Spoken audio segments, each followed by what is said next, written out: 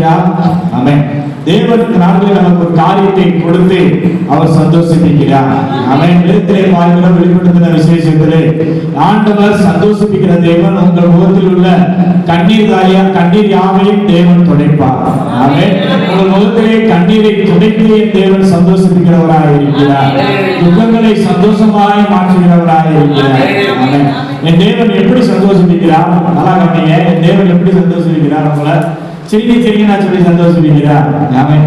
ஆமென். கவலையா இருக்குமா, நீ நல்லா சிரி சொல்லியா சந்தோஷிப்பிக்கிறார். இல்லாட்டினா ஒரு ஜோக்க சொல்லியா சந்தோஷிப்பிக்கிறார். ஆமென். அப்படிலாம் என் தேவன் சந்தோஷிப்பிக்கிறவர் அல்ல, கொடுத்து சந்தோஷிப்பிக்கிறார். ஆமென். சிருஷ்டிக்கிறதுனாலே சந்தோஷிப்பிக்கிறார். எங்களுடைய புலம்பலை ஆனந்த களிப்பாய் மாற்றி சந்தோஷிப்பிக்கிறார்.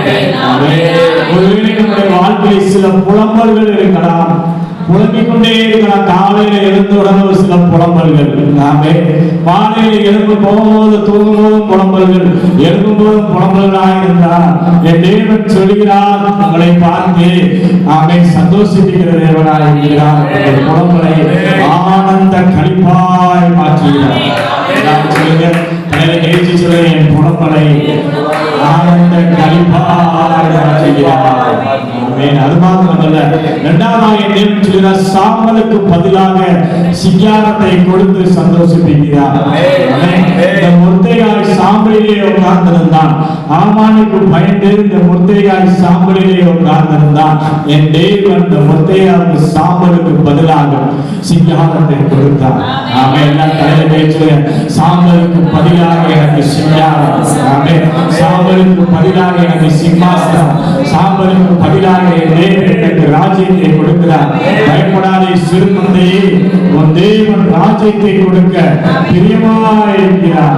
ஆமென். சாம்பலை கொடுக்க தேவன் பிரியமாய் இல்லை, சாம்பலை கொடுக்க பிரியமாய் இல்லை. சாம்பலை அகற்றி போட்டு என் தேவன் சிங்காரத்தை கொடுக்க என் தேவன் ஆமென் விருப்பமுள்ள தேவனாய் இருக்கிறார். அடுத்து எப்படி சந்தோஷிக்கிறார்?